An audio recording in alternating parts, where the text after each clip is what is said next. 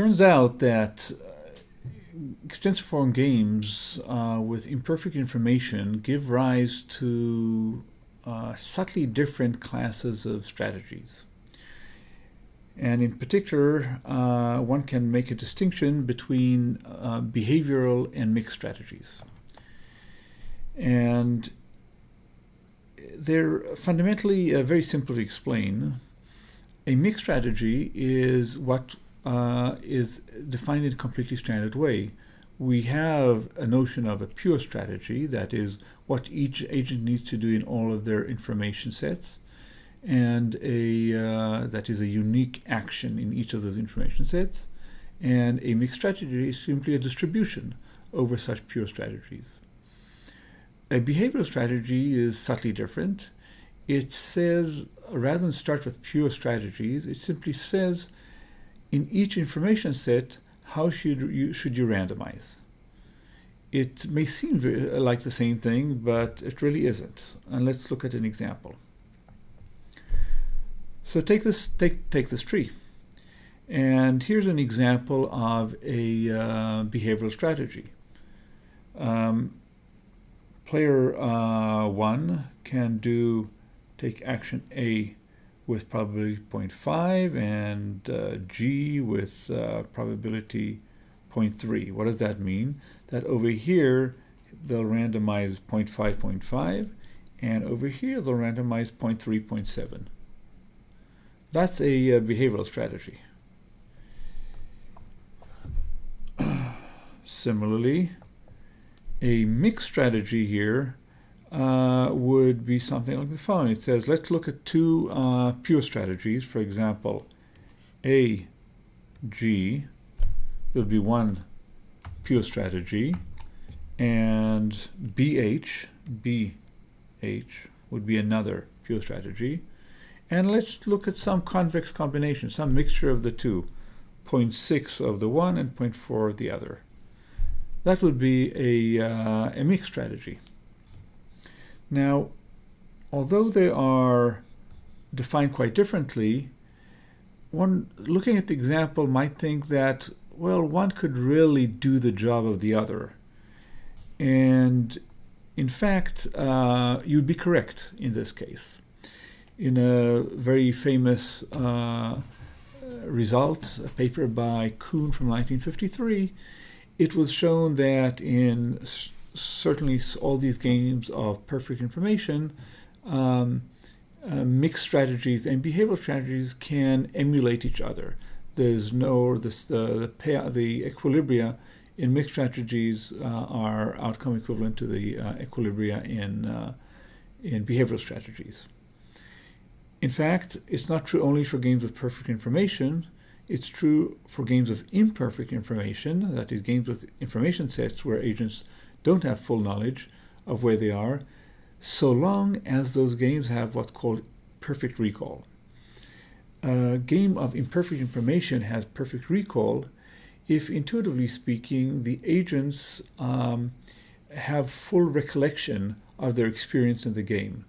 That means that wherever they are in each information set, they know all the information sets they visited previously and all the actions they've taken.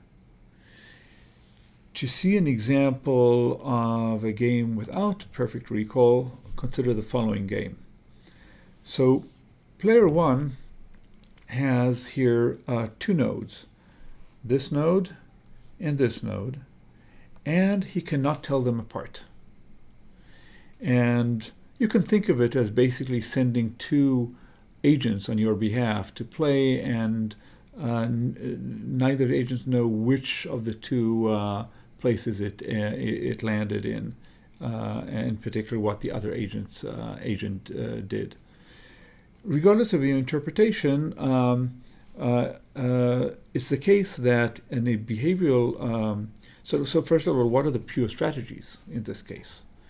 Well, the pure strategies for agent 1 is simply L, and one can, in this information set, either do L or R.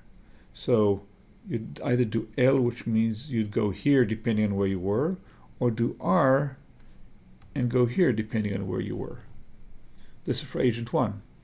And for agent 2, there are again 2 pure strategies. So what would be a mixed strategy equilibrium in this game? Well, that turns out to be fairly easy to analyze. And we start with the observation that player 2 has a dominant strategy. Play down. And so no matter what the other player does, player 2 is no worse off and in general better off by playing D rather than U. And so a best response for player 1 to player 2 playing D is playing R, because they would get a payoff of 2 rather than a payoff of 1 if they played L. And so LD is in fact an equilibrium in this game. Notice the sort of the ironic or disconcerting fact that you have a very high payoff that is actually not accessible under mixed strategies. And that will be a hint about what's going to happen with pure strategy, with behavioral strategies. So what would an equilibrium in behavioral strategies look like here? Well, to start with, note that nothing has changed for player 2. They still have a dominant strategy of D, and let's assume they play that. What about player 1? Now, player 1 has the opportunity to randomize afresh every time they find themselves in this information set. So let's assume they randomize somehow going left with probability P and right with probability 1 minus P. Assuming player 2 plays D, what is their expected payoff given the parameter P? Well, with probability P times P, they will end up here and get a payoff of 1. So that's P squared times 1. With probability P times 1 minus P, they will end up here and get a payoff of 100. So that's 100 times P times 1 minus P. With probability 1 minus P times 1, they will end up, because player 2 is not randomizing here, with probability 1 minus P, they will end up here and get a payoff of 2. That's 2 times 1 minus P. So this is their overall payoff, assuming they randomize P, and we simplify it to this expression. And we simply look at the maximum here of this this equation, and the maximum is arrived at this value. So with probability slightly less than half, they go left, and slightly more than half, they go right. That is player 1. And so we end up with this equilibrium where the player 1 randomizes this way and player 2 plays down with probability 1. So we see that the equilibria with behavioral strategies is when we have imperfect recall, as we have here, can be dramatically different than the equilibria with mixed strategies. Hi folks, so it's Matt again, and we're now going to talk a little bit about solving extensive form games with incomplete information and moving a little bit beyond subgame perfection. And this is just to give you some impression of stuff that's out there in game theory. We're not going to spend too much time on this, but I'll give you a flavor of it. And the idea of solving these kinds of games is that makes things difficult is, subgame perfection and backward induction had a lot of bite in games with complete information, because we could analyze parts of the tree. There were a lot of subgames, figure out what's going on in that, and that would tell us then we could simplify that, and that gives us an idea of what's going to happen in other parts of the game. With incomplete information, there's no proper subgames, so players don't really know exactly which node they're at in the game, and that can be difficult. So there may not be many proper subgames.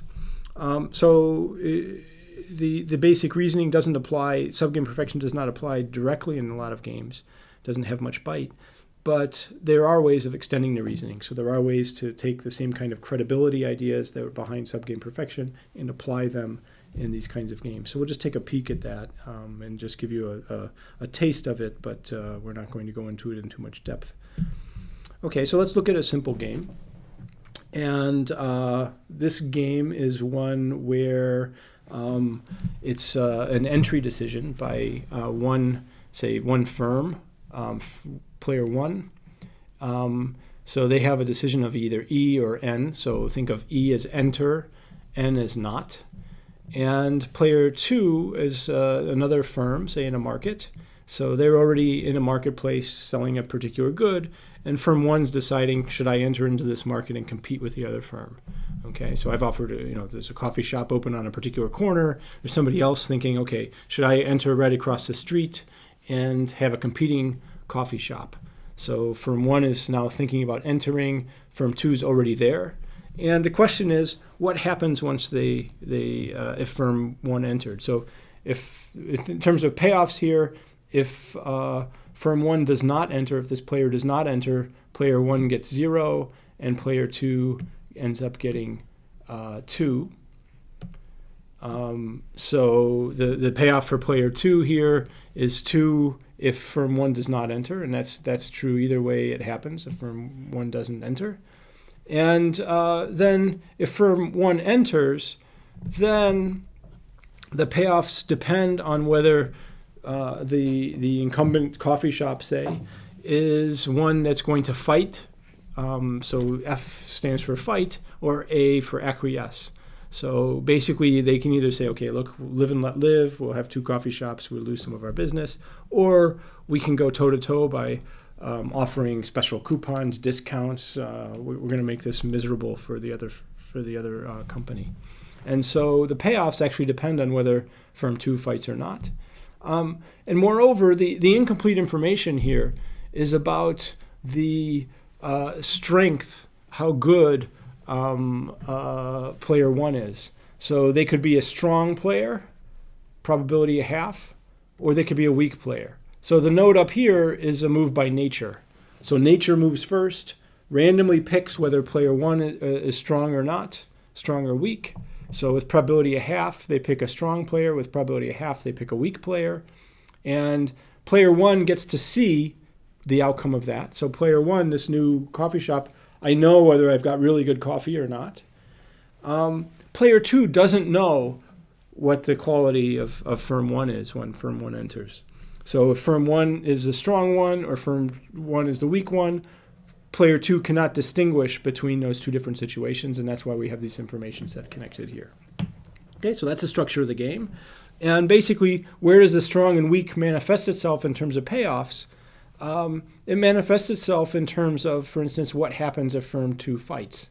So if firm 2 fights a strong firm 1, they both get -1, so they both lose. If firm 1 is strong, firm 2 fights, that's going to be costly for both of them. If firm 2 fights a weak entrant, then firm 2 gets 0, and firm 1 gets -2. So weakness means that they do less well in fighting. We can also, in this particular game, have a situation here where the firm 1, the weak version of firm 1, even if firm 2 is accommodating, is eventually going to go out of business. They've got really lousy coffee. They're not going to make it. Okay, so let's try and analyze this game using subgame perfection. Well, with subgame perfection, there's actually many equilibria of this game. And part of the problem is that when we're trying to look at subgames, we can't just chop off this part and say it's a subgame, because it's not. This node is connected to this node for player 2. They're not sure whether they're over here or over here. So we can't chop off the small pieces, and essentially the only subgame is the whole game. So the only subgame in this game is the whole game, and so subgame perfection is just the same as Nash equilibrium in this game.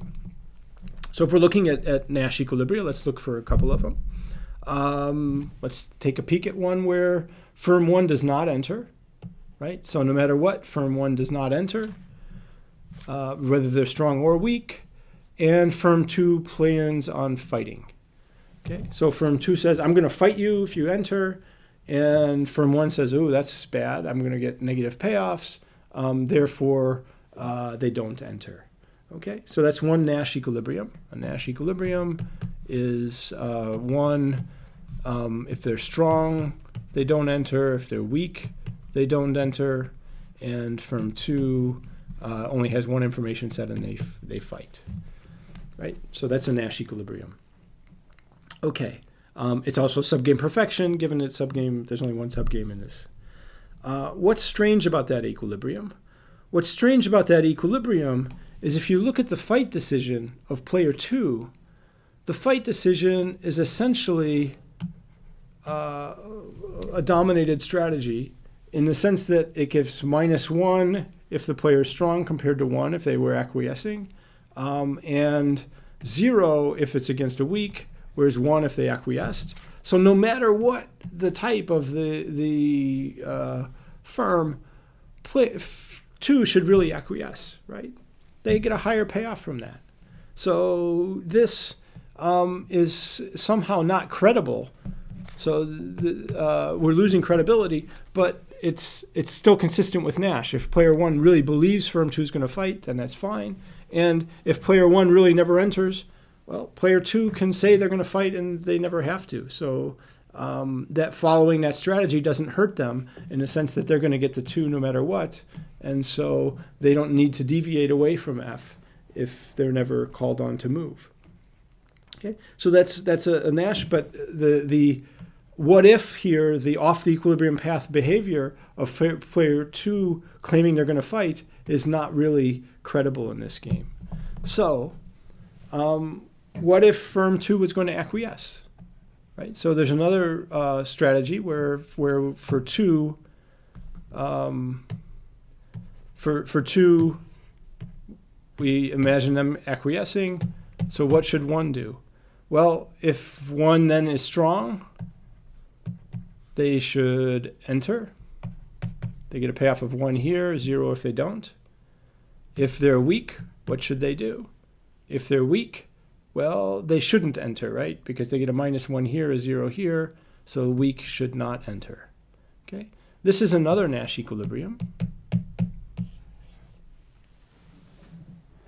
And in some sense, it's a more credible Nash equilibrium because in this situation, firm 2 is called on to move. They're actually doing a best response, so they're following a best response of acquiescing. And firm 1 is doing the best it can. If it's strong, it's entering. If it's weak, it's not. And this whole thing hangs together as another Nash equilibrium. So here there's a couple of Nash equilibria. There's actually more where you have firm 2 doing some mixing and then firm 1 staying out in some circumstances and not in others. It depends on the particular mixtures you work out. So there's actually a lot of Nash equilibria to this game. And so when we want to analyze this, subgame perfection corresponds with Nash. It doesn't give us much bite in terms of picking out one or another. But one idea behind doing this and analyzing these games is to try and build in the idea behind subgame perfection in terms of sequential rationality. And so there are equilibrium concepts that explicitly model players' beliefs about where they are in a tree for every information set. And there's two solution concepts in particular known as sequential equilibrium and perfect Bayesian equilibrium that have key features where they have players, as part of the equilibrium, you specify what the beliefs of the players are. And it should be that the beliefs are not contradicted by the actual play of the game, and players best respond to those beliefs. So you have best respond and so forth, but you also make a requirement that the beliefs aren't contradicted by the actual play of the game, and players have to best respond to their beliefs even off the equilibrium path. And that's going to have bite in this game. So if we look at this game again and we require that players have beliefs at different information sets, so here what we would have to have is now player 2 has to say, what's the probability that I'm here? What's the probability that I'm here? So they have some beliefs. But notice in this game, no matter what those beliefs are, they should always acquiesce, right? So once we give player 2 beliefs here and say they have to best respond to their beliefs in any node where they have beliefs, then that ties down and says, okay, player 2 has to acquiesce. Then for player 1, if player 2 is acquiescing, player 1 is strong, they should definitely enter. If player 2 is weak, they should definitely not enter. So we end up with a unique prediction in this game, whereas with Subgame Perfection there were many. So the idea here is we have these extra impositions that players have beliefs. First of all, they're not contradicted, so it has to be that what they're believing is consistent with the way that other players are playing. And players should best respond to their beliefs, which is imposing credibility at every information set in the game. Okay, so this makes ends up making a lot of predictions in these kinds of games. And the challenges here we see with incomplete information, there may not be proper subgames. The ideas of sequential rationality can be extended, but they require extra layers of solution concepts. And once we do this, we're also layering on a lot more than we had before. And we've seen Subgame Perfection already can be quite demanding of players. Here now they also have to be very good at inferring things based on where they are. But when you begin to see things like professional poker players playing, they're very much going through these kinds of calculations. So if another player raised a bet, what does that mean about what their hand is likely to be? Should I be, what should I do under different circumstances? If I have a strong hand, should I call? Should I raise their, and so forth. So what's going on in this kinds of solution concepts, nonetheless, are very well suited to analyzing specific kinds of games. So there's a lot more to study, even beyond the scope of this course. But these are fascinating games to begin to wrap your head around.